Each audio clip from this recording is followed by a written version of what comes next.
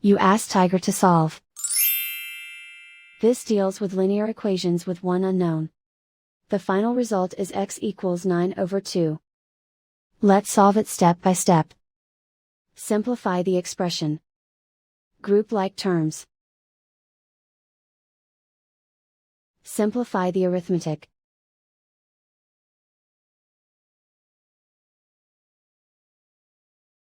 Group all constants on the right side of the equation. Subtract 6 from both sides. Simplify the arithmetic.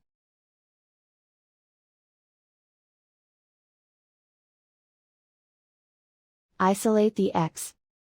Divide both sides by -4. Cancel out the negatives. Simplify the fraction. Cancel out the negatives.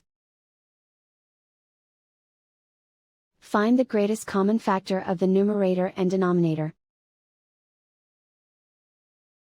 Factor out and cancel the greatest common factor. And so the final result is x equals 9/2.